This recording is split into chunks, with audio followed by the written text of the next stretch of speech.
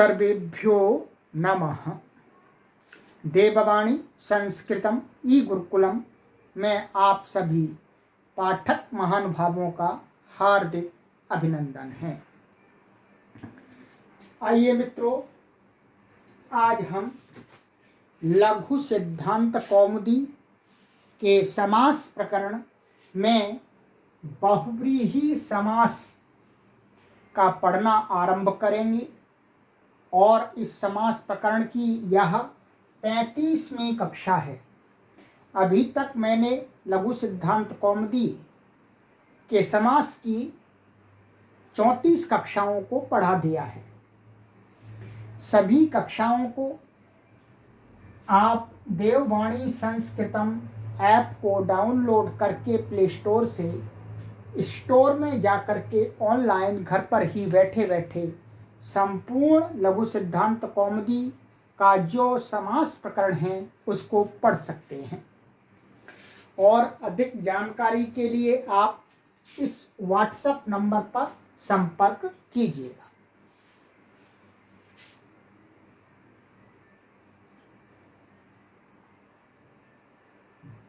आइए मित्रों, अब हम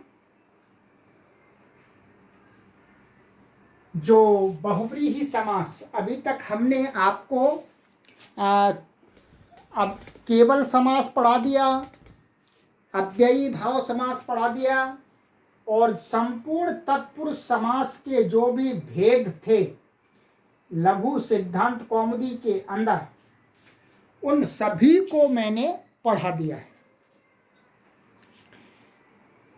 आज अब बहुव्रीहि समास आरंभ हो रहा है मित्रों। तो बहुव्रीहि समास को पढ़ने से पूर्व यहाँ पर इन्होंने कुछ हिंदी में इसकी भूमिका के रूप में लिखा है, उसको थोड़ा सा पढ़ लेते हैं। ये कुछ पंक्तियां हैं, आइएगा। समास प्रकरण में चौथे बहुव्रीहि समास, चौथा प्रकरण है ये, चौथा समास है। केवल समास, अव्ययी भाव समास और तत्पुरुष समास, चौथा है बहुव्रीहि समास का आरंभ करते हैं। इस समास में समास किए जाने वाले पदों से भिन्न अन्य पद का अर्थ प्रधान होता है। ये पूर्व में भी हमने सबसे पहले बता दिया था कि अन्य पदार्थ प्रधानो बहुव्रीहि, अर्थात जिस समास में समास किए गए समस्त पदों के अर्थ से भिन्न अर्थ का बोध होता है, वह समास बहुव्रीहि समास कहलाता। अतः इस समास को अन्य पदार्थ प्रधान बहुव्रीहि समास कहा जाता है। वही बात है, अन्य पदार्थ का अर्थ प्रधान होने के कारण ही इस समास का लिंग और वचन भी वही होता है जो अन्य पद का हुआ करता है। अर्थात जो जिसका ये विशेषण बनेगा तो उसके विशेष के अनुसार ही इसका लिंग और वचन का निर्धारण होता है।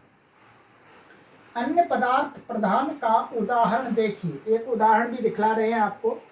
पीतानि अंबराणि संति यस्य, ये ऐसे लौकिक विग्रह, और पीत जस अंबर जस ऐसे अलौकिक विग्रह में समास करके पीतांबरः ऐसा बन जाता है। ठीक है, पीतांबरः बन जाता है। अब यहाँ न तो पीत का अर्थ प्रधान है, पीत का अर्थ होता पीला, तो पीतांबर कहते हैं तो पीला का बोध नहीं होता, और ना अंबर का, और अंबर भी नहीं, अंबर भी प्रधान नहीं होता का अर्थ प्रधान है। अपितु पीले वस्त्र वाले भगवान विष्णु, यह अर्थ प्रधान हो जाता है। तो पीतांबरः, पीतांबरः का अर्थ है पीले वस्त्र वाले विष्णु भगवान को लोक में कहा जाता है। ठीक है, अतः विष्णु इस अन्य पद के लिंग के अनुसार ही समास किए गए पीतांबर शब्द का लिंग एवं वचन होते हैं। ठीक है, तो पीतांबरः कर दिया हमने क्योंकि विष्णु पुल्लिंग है ये। ठीक है, और देखिएगा इस समास में समस्यमान पद, और जिन पदों का समास किया जा रहा, प्रायः, प्रायः कह रहे हैं, 100% नहीं कह रहे, थोड़ा कम रख रहे हैं। प्रायः प्रथमांत ही होते हैं, अर्थात प्रथमा विभक्ति वाले ही पदों का समास किया जाता है। और वो जिसको कहते हैं उसको दर्शाने के लिए लौकिक वाक्य में हम इसके पीछे ऐसा लगा देते हैं, यम, ये न, यस्मई, यस्मात्, यस्य, यस्मिन आदि लगाकर तत्त विभक्तियों का बोध किया जाता है। जैसे हमने यहाँ लगा दिया था पीतानि अंबराणि संति यस्य, माने जिसके, वह क्या कहलाता है, पीतांबर। तो वैसे ही अपने जहाँ पर जिस प्रकार का अर्थ होता है उस प्रकार से ही ये सारे लगा दिए जाते हैं यत् शब्द के रूप। आ जाइएगा, अब हम ये थोड़ा सा हमने समझ लिया कि बहुव्रीहि समास एक तो अन्य पदार्थ को कहता है और प्रायः ये प्रथमांत पदों का ही हुआ करता है। ये मुख्य रूप से दो बातें आपको ध्यान रखनी है। अब आ जाइएगा, अब महर्षि पाणिनि का बहुव्रीहि समास विधायक सूत्र, संज्ञा विधायक सूत्र कौन सा है वो आचार्य वरदराज महाराज जी आपको बतलाते हैं। लघु सिद्धांत कौमुदी सूत्र संख्या 965, शेषो बहुव्रीहि, ये द्वितीय अध्याय के दूसरे पाद का 23वां सूत्र है। ठीक है, शेषः प्रथमा विभक्ति एक वचनांत है, ये सरल है पूरा। बहुव्रीहि ये भी प्रथमा विभक्ति एक वचनांत है, इसमें कोई समास नहीं है। अर्थ देखिएगा, अधिकारो अयम प्राग द्वंद्वात्, ये शेषो बहुव्रीहि अधिकार सूत्र है। क्या है, अधिकार सूत्र, अधिकार भी कह सकते हैं और संज्ञा सूत्र भी कह सकते हैं एक प्रकार से, क्योंकि संज्ञा भी करेगा किसकी, आगे आकर के संज्ञा करेगा। तो बहुव्रीहि अधिकार इसका चलेगा आगे आगे कहाँ तक का, द्वंद्वात्, आगे सूत्र है चार्थे द्वंद्व, तो द्वंद्व से प्राक पहले पहले चलेगा। आइएगा, मैं आपको अष्टाध्यायी में सूत्र को दिखला देता हूं, देखिएगा। ये शेषो बहुव्रीहि ये सूत्र है आपका 23वां, यहां से इसका अधिकार चलेगा और यहां पर सूत्र है एक आपका चार्थे द्वंद्व, यहाँ चार्थे द्वंद्व है ये सूत्र है, तो इससे पहले पहले तक बहुव्रीहि समास चलेगा। ठीक है, क्लियर हो गया। ये चार्थे द्वंद्व हमारे द्वंद्वात जो कहा है, द्वंद्व से इससे पूर्व, यहाँ से आगे फिर द्वंद्व समास है, तो यहाँ तक इसकी अधिकार चलेगा। तो जो भी कुछ कहा जाएगा इन सूत्रों के द्वारा, ये कुछ सूत्र हैं 5-6, तो वो बहुव्रीहि समास के विधायक सूत्र ही हैं। चलिए ठीक है, आइएगा। तो अधिकारो अयम प्राग द्वंद्वात्, मतलब चार्थे द्वंद्व सूत्र से पूर्व इसका अधिकार चलेगा।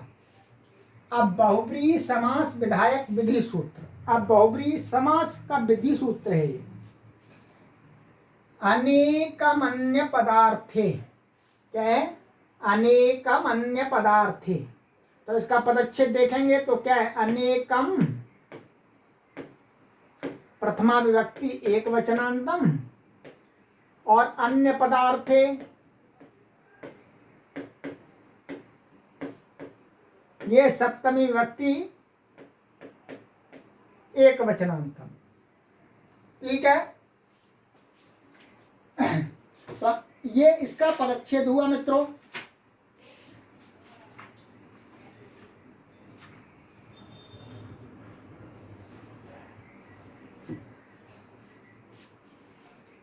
और अन्य पदार्थे में एक समास है, उस समास को भी देख लीजिएगा, समास को भी यहीं पर मैं दिखला देता हूं आपको। और अनेकम में भी समास है, अनेकम में भी समास है। आइएगा, तो न एकम अनेकम, ये नई तत्पुरुष समास है आपका। ठीक है, न एकम अनेकम, माने जो एक नहीं है, एक से अधिक, एक से अधिक का अर्थ हुआ अनेकम, ये एक नई तत्पुरुष समास हो गया। दूसरा समास अन्य पदार्थे में है, तो अन्य पदार्थे में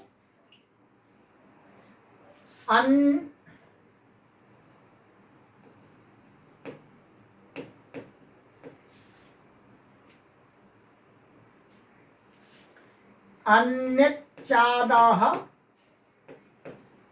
पदं च अन्य पदम, ये आपका कर्मधार है, तत्पुरुष समास हुआ। कर्मधार तत्पुरुष समास आपने पढ़ लिया है। ठीक, कर्मधार तत्पुरुष। अन्य चादः पदम च अन्य पदम, माने अन्य पद। वो पद कैसा? अन्य माने भिन्न। तो यहाँ पर विशेष विशेषण का ये समास होता है, उसको ऐसे कहते हैं कर्मधार तत्पुरुष समास। अब इसका अर्थ के साथ में समास है, तो अन्य पदस्य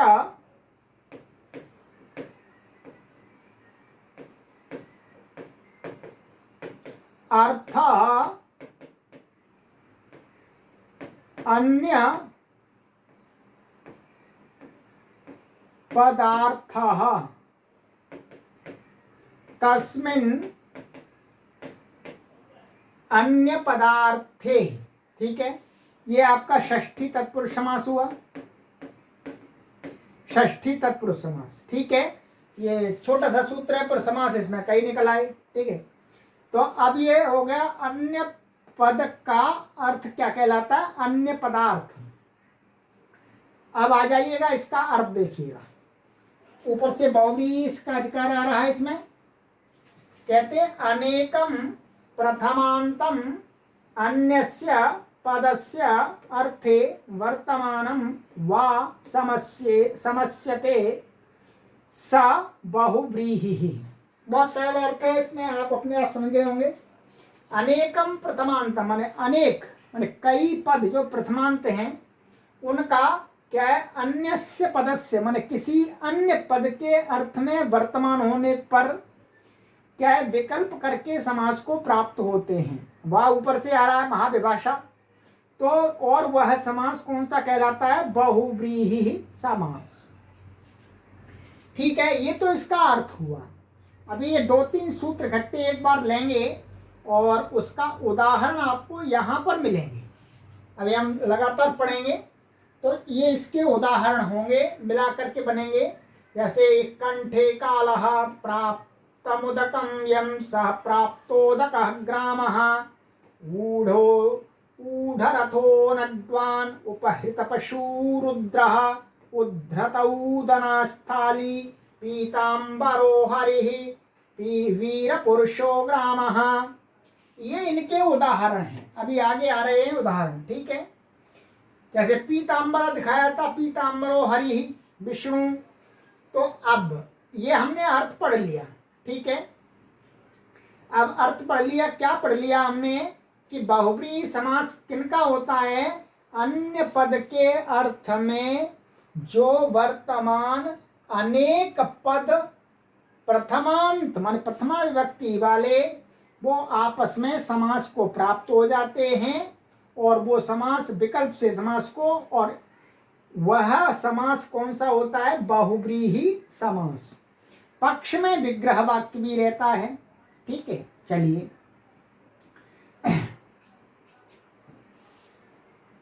आ जाइएगा। अब इसी के साथ में एक सूत्र और दिखलाते हैं। ठीक है,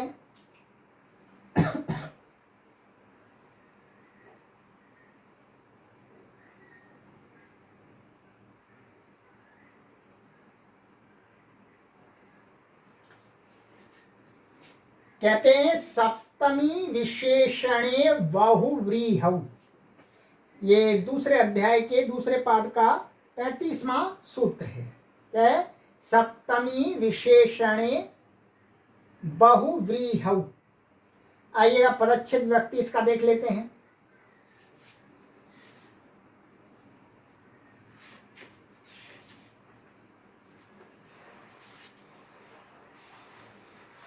ये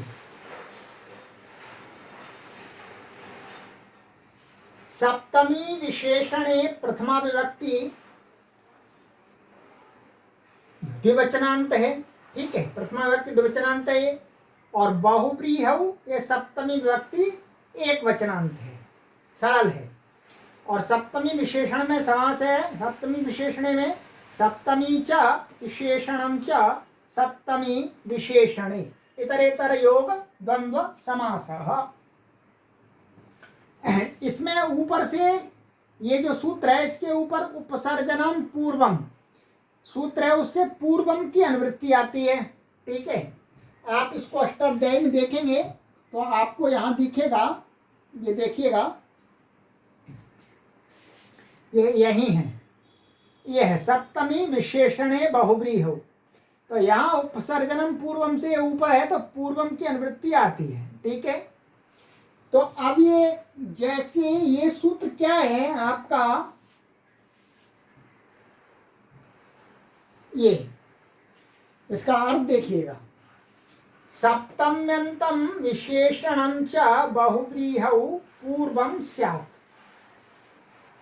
कहते हैं कि जो एक नियम बनाया था कि समास में उपसर्जनम पूर्वम माने जिसकी उपसर्जन संज्ञा होती है वो क्या होता है, पूर्व में प्रयोग होता है, परंतु बहुव्रीहि समास में तो प्रायः सभी पद जो भी होते हैं सबकी उपसर्जन संज्ञा होती है।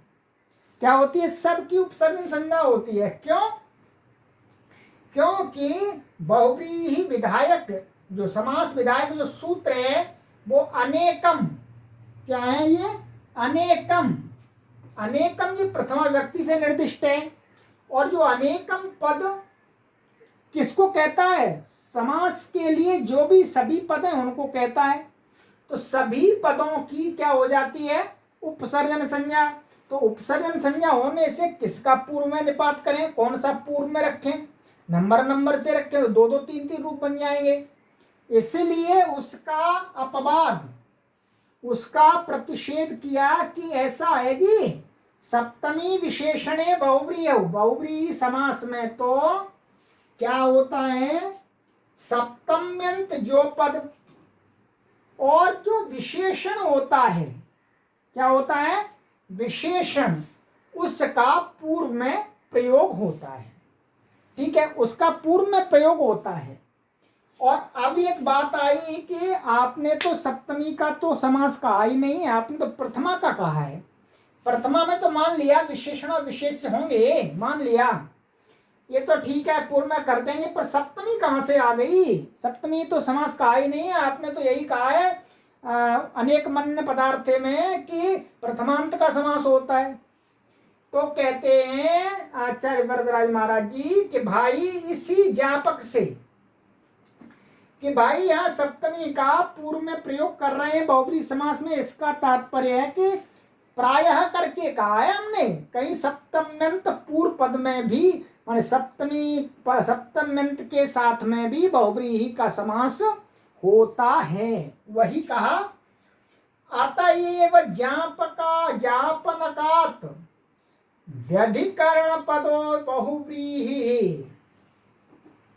कि इस सप्तमी यहाँ कह रहे हैं उसका पूर्व में प्रयोग होता है, इससे ज्ञात होता है कि व्यधिकरण पद भी अर्थात भिन्न विभक्ति के साथ में भी भिन्न भिन्न विभक्तियों के पदों का भी बहुव्रीहि समास होता है।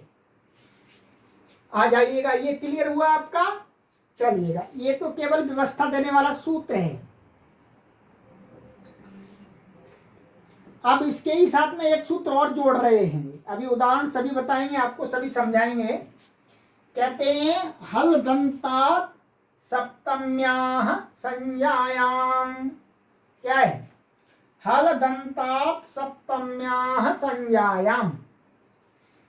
हल दंतात, आइएगा इसका पदच्छेद विभक्ति पहले देख लेते हैं, उसके बाद करेंगे बात। हलदंतात पंचमी व्यक्ति एकवचनांतम, सप्तम्याः षष्ठी व्यक्ति एकवचनांतम, संज्ञायाम, संज्ञायाम सप्तमी व्यक्ति एकवचनांतम, तीन पद हैं इसके अंदर। और इसमें समास, इसमें समास देखिएगा हल च अथ च हलदत्तौ, ठीक है, हाँ हलत, हलत समार द्वंद्व किया है, हलत एक वचन, और हलत अन्ते यस्य स हलदंतः तस्मात् हलदंतात्, इसमें बहुव्रीहि समास कर दिया। ठीक है, पहले समार द्वंद्व समास है, फिर अंत में बहुव्रीहि समास है। हल हल आप जानते व्यंजन, अत माने ह्रस्व आ, या अथ, अथ पूरा ह्रस्व आ नहीं लिया, अत अत अदंत लिया है। अब आइएगा, इसमें अलुगुत्तर पदे से यह पूरा सूत्र आता है। इसके ऊपर यहाँ अलुगुत्तर पदे 6वें अध्याय का है, तो ऊपर से अनुवृत्ति आती है। अब देखिएगा, अर्थ देखिएगा इसका, फिर हम उदाहरणों पर आते हैं। कहते हैं हलदंताच, हाँ हलंतात अदंताच, ऐसा करेंगे, हलंतात अदंताच सप्तम्या अलुक। कहते हैं कि हलंत शब्द से उत्तर, बहुब्री समास में है, उत्तर पद के रहते हुए, उत्तर पद माने बाद में, समास में 2 पद होते हैं, एक पूर्व पद एक उत्तर पद। उत्तर पद के रहते हुए पूर्व में जो हलंत शब्द है उसके बाद में अर्थात सप्तम्यंत कोई हलंत पद है, और अदंत, ठीक है, अदंत पद है, तो कहते हैं उसमें सप्तमी का अलुक हो जाता है। क्या कहा? सप्तमी का अलुक हो जाता है।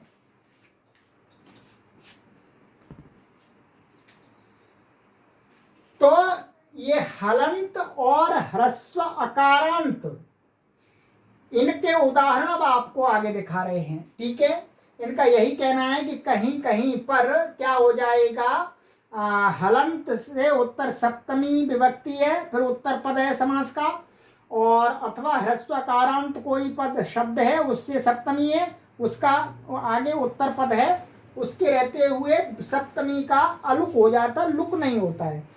क्योंकि समास होने पर क्या कहा है, कृतद्धित समासाश्च और सुपो धातु प्रातिपदिकयोः से लुक कहा है।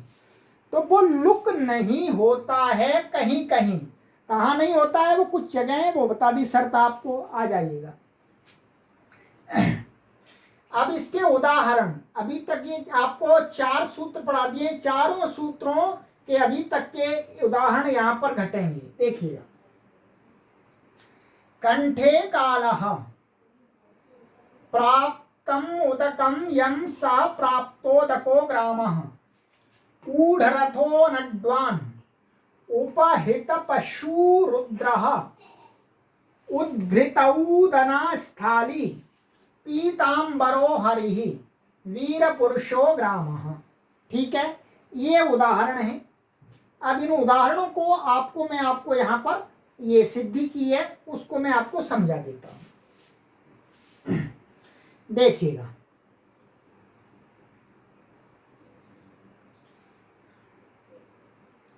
ये जो अंतिम सूत्र पढ़ाया था आपको अभी, हलदंतात सप्तम्या संज्ञायाम, संज्ञा के गम्यमान होने पर,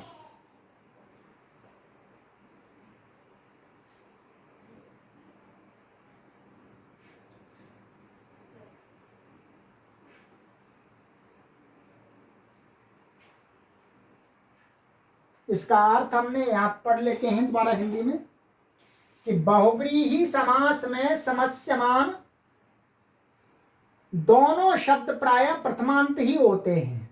ठीक है, किंतु उपर्युक्त 2 सूत्रों में बहुव्रीहि के साथ सप्तमी का उच्चारण करके सप्तमी के अलुक के विधान से दोनों पद भिन्न भिन्न विभक्ति पर भी कहीं कहीं समास हो जाता है, ये ज्ञापित होता है।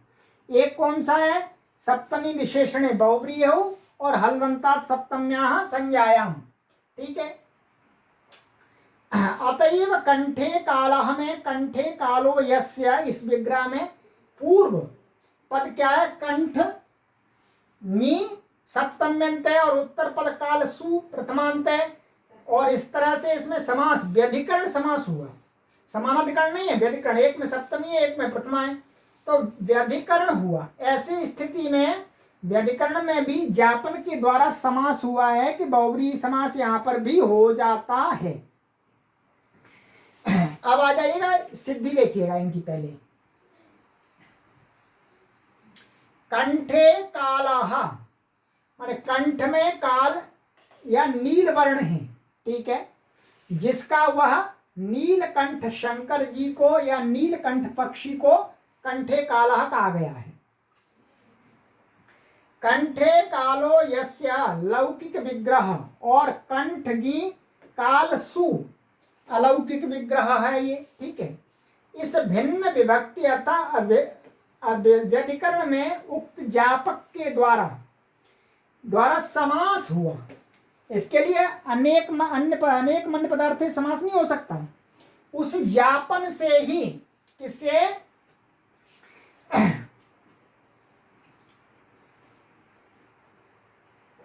सप्तमी विशेषणे बहुव्रीहौ से क्या हुआ समास।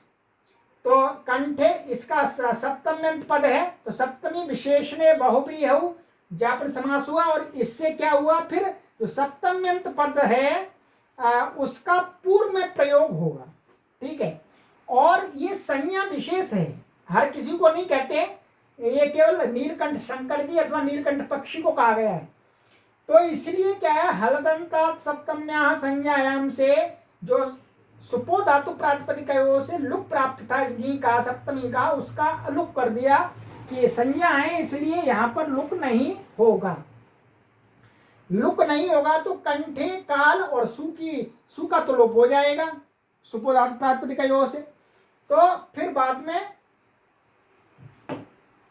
ये उसका पुल्लिंग का विशेषण है कंठे काला विषय जो भी है आपके नीलकंठधारी, तो उसका पुल्लिंग फिर स्वारी उत्पत्ति करके क्या बना कंठे काला, ये सिद्ध हो गया। अब ये तो हुआ आपका इनका दो सूत्र इसमें लगे, सप्तमी विशेषण बहुव्रीहौ और हलदंतात सप्तम्याः संज्ञायाम। और ध्यान रखेंगे इसका जो समास हुआ है वो ज्ञापक के बल से इस सूत्र से ही हुआ है, अनेक मन्य पदार्थे से नहीं हुआ है, इस ज्ञापन से ही समास भी हुआ है। अब जो आइएगा आगे प्राप्तोदकः। प्राप्तोदकः का अर्थ है प्राप्त हो गया है जल जिसको, अन्य पदार्थ माने वो ग्राम है, माने जिस गांव तक पानी पहुंच गया, बाढ़ आदि आ गई है, ठीक है। तो ग्राम के अर्थ में तो ये प्राप्तम ओदकम यम ग्रामम, ये लौकिक विग्रह हुआ, और अलौकिक करेंगे तो प्राप्त सु ओदक सु, इस अलौकिक विग्रह में अनेक मन्य पदार्थ थे, क्योंकि अब ये इसको कहेंगे गांव को कहेंगे तो अन्य पदार्थ में विद्यमान है अनेकम प्रथमांत हैं, तो इससे समास हो गया, अनेक मन्य पदार्थ है समास हुआ। कौन सा समास हुआ, बहुव्रीहि समास। विकल्प से समास हुआ है, पक्ष में ऐसा भी विग्रह रहेगा। फिर सारी पूर्ववत प्रक्रिया हुई, कृतद्ध समासा सुपो धातु प्रातिपदिक लुक आदि होकर के सारा कुछ ये बन गया आपका, क्या बना प्राप्तोदक, आध गुणा भी लग जाएगा तो प्राप्तोदक ऐसा बना, क्या बना प्राप्तोदक। और फिर ये हमने पहले ही ये पुल्लिंग को कह रहा है इसलिए पुल्लिंग रहेगा, तो एक देश विकृत न्याय न प्रातिपदिक संज्ञा आप भी है, क्योंकि प्रातिपदिक संज्ञा किसकी की थी, कृत समासाश्च समास पूरे की थी, परंतु सु आदि तो इसका लुक हो गया है, तो फिर भी एक देश विकृत न्याय से ये प्रातिपदिक संज्ञा मान करके स्वादि उत्पत्ति करके क्या बना प्राप्तोदकः ग्रामः। अब ग्रामः पुल्लिंग है इसलिए पुल्लिंग हो गया। यदि यहाँ पर ये नगरी को कहेगा तो प्राप्तोदका हो जाएगा, क्या हो जाएगा प्राप्तोदका नगरी, स्त्रीलिंग होगा, पुल्लिंग होगा तो प्राप्तोदकम हो जाएगा, तीनों लिंगों में इसके रूप चलेंगे, ठीक है। तो ये प्राप्तोदकः ग्रामः, ठीक है, ये सामान्य बस इतना ही बनाना है आपको।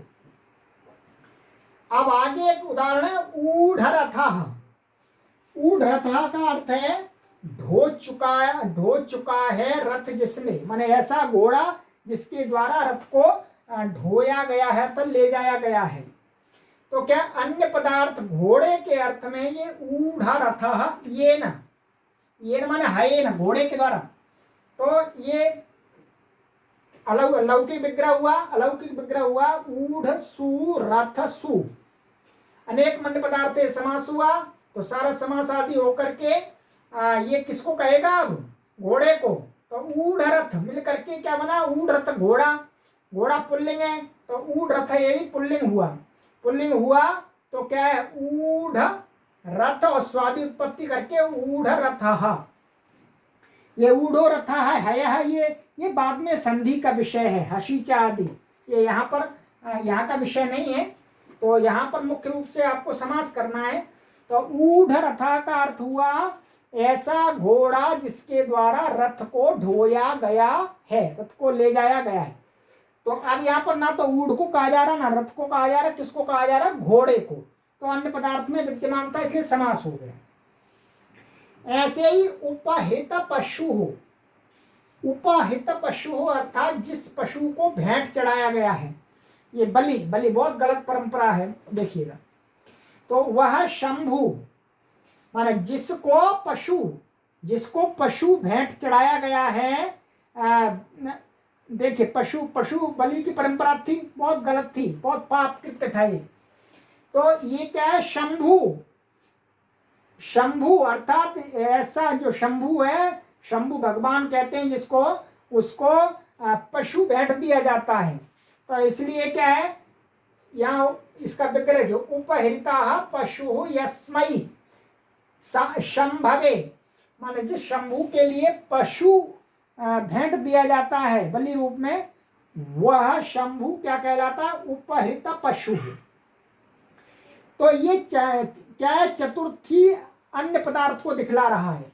तो उपहृत सु पशु, सु ये अलौकिक विग्रह हुआ, अन्य अनेक अन्य पदार्थ है, समास हुआ। और कृत्य समास सुपोधात प्रातिपदिकयों से पूर्वत करके उपहृत पशु बना। और ये शंभु यहाँ पर पुल्लिंग है, इसलिए इसका उदाहरण भी वो इसका लिंग भी पुल्लिंग रहेगा। पुल्लिंग होकर के उपहृत पशु, स्वादि उत्पत्ति करके उपहृत पशु शंभु, ये बन गया। उपहृत पशु का अर्थ है शंभु। तो शंभु के अनुसार इसका लिंग और वचन अब हो गया। इसी प्रकार से आप दत्त द्रव्य को भी कर सकते हैं। दत्तो द्रव्यो यस्मै जनाय, माने दिया गया है द्रव्य जिस व्यक्ति के लिए, वह व्यक्ति क्या कहलाता है, दत्त द्रव्यः। तो बिल्कुल यही प्रक्रिया होगी इसकी भी, ठीक है। चलिएगा, ये हुआ। अब आगे उदाहरण दिया था इन्होंने, उद्धृतौदना स्थाली, इसको देखिएगा। उद्धृतौदना निकाल लिया गया है भात जिससे वह बटलोई, प्राचीन काल में जो बटलोई होती थी, कुकर आदि जैसी। तो इसका अन्य पदार्थ क्या, स्थाली, स्थाली को कह रहा था। उद्धृतः ओदनः यस्याः स्थाल्याः, माने ओदन निकाल लिया, पका करके निकाल लिया गया है। तो ये लौकिक विग्रह उद्धृत सु ओदन सु, ये अलौकिक विग्रह अनेक बन पदार्थ है, समास हुआ आपका। और लुक आदि होकर के, कृत्य संज्ञा होकर के, सब कुछ होकर के उद्धृत आओदन, और यहाँ पर संधि हो जाएगी वृद्धि रेची। तो क्या बना आपका, उद्धृत वो उद्धृतौदन। अभी इसका जो विशेष है वो क्या, स्थाली, स्थाली है स्त्रीलिंग, इसलिए अब स्त्रीलिंग, ये भी स्त्रीलिंग हो जाएगा। स्त्रीलिंग जो ह्रस्वकारांत शब्द होते हैं उनसे टाप आता है, टाप आता है, अजादित टाप से टाप हो जाएगा। टाप होकर के क्या बनेगा, आ जुड़ जाएगा, आकाश वर्ण दीर्घ। तो उद्धृतौदना। फिर स्वादि उत्पत्ति करेंगे, सु का हलज्ञाम्यो दीर्घ सूति से अपिक्तम, हल से लोप हो जाएगा। तो क्या बना, उद्धृतौदना स्थाली, ठीक है। चलिए, अब आ गया मेन उदाहरण जो दिया था, पीताम्बरः, ठीक है, यही है पीताम्बरः, यही आपको यहाँ बताया गया है। पीताम्बरः हरिः,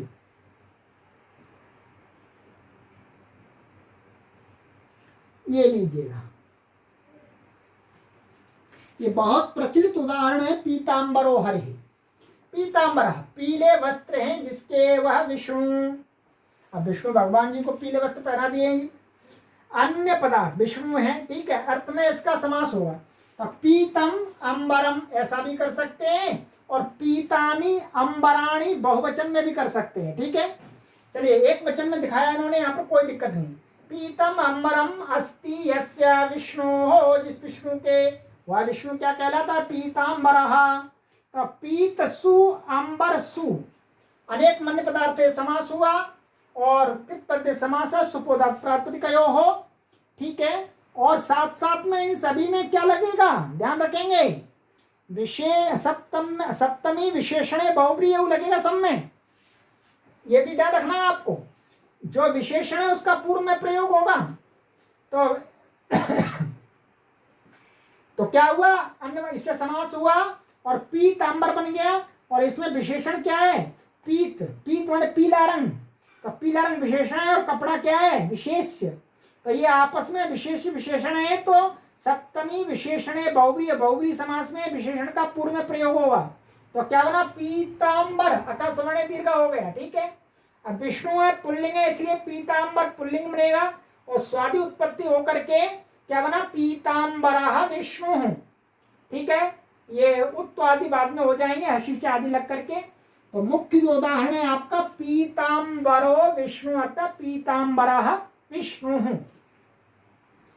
ये हुआ। अब इन्होंने यही कहा, बहुवचन में भी इसका विग्रह कर सकते हैं, पीतानी अंबराणी यस्य सपीतांबरः विष्णु, बात वही है, क्योंकि विष्णु धोती भी पहनते हैं और ऊपर से ओढ़ते भी हैं पीला, और सिर पे भी शायद पीला बांधते होंगे ठीक है।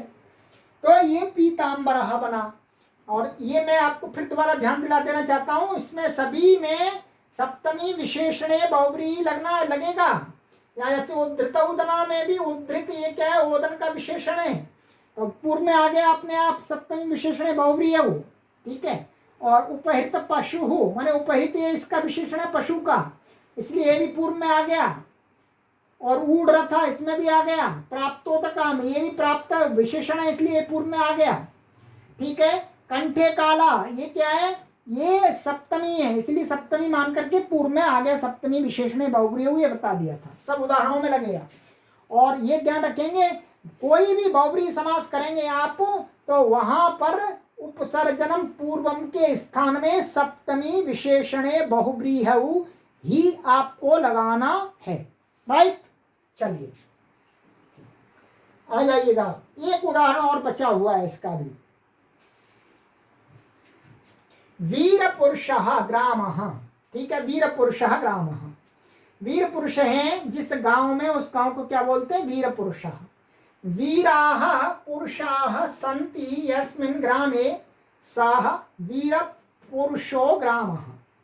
ये लौकिक विग्रह हुआ, अलौकिक क्या होगा, वीर जस पुरुष जस, और अनेक मन्य पदार्थ समास हुआ, और समास होकर के कृतज्ञ समास सुपोधातु प्रातिपदिकयोः से लुक हो गया, और सप्तमी विशेषण बहुब्रीहि उससे पूर्व में वीर, पुरुष क्या विशेष, वीर क्या विशेषण, तो वीर पूर्व में आ गया, तो वीर पुरुष, तो वीर पुरुष बन गया। अब ये अन्य पदार्थ को कह रहा है, अब ये किसका विशेषण है, ग्राम का, ठीक है, गांव का। तो गांव कैसा है, पुल्लिंग, तो ये भी पुल्लिंग होगा, तो क्या बना, वीर पुरुष, स्वादि उत्पत्ति करके वीर पुरुषः, तो ये बना मित्रों, ठीक है। इसी प्रकार से और भी इन्होंने उदाहरण दिखला दिए हैं, समृद्ध पुरुषाणी, ठीक है, समृद्धा पुरुषाः सन्ति येषु नगरेषु तानि नगराणि समृद्ध पुरुषाणि।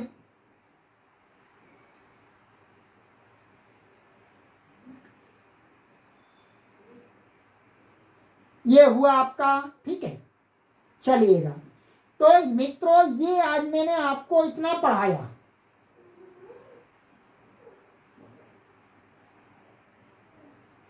ये ठीक है। आगे वार्तिकें, इन वार्तिकों को मैं आगे पढ़ाऊंगा, इसी से संबंधित है, बहुब्रीहि समास से संबंधित है ये भी। और आज हमने यहां तक आपको बहुब्रीहि समास पढ़ा दिया है। बहुब्रीहि समास सरल समास है, कठिन नहीं है, ठीक है। चलिए इस कक्षा को यहीं विराम देते हैं, आगे की कक्षा में मिलते हैं। सर्वेभ्यो नमः।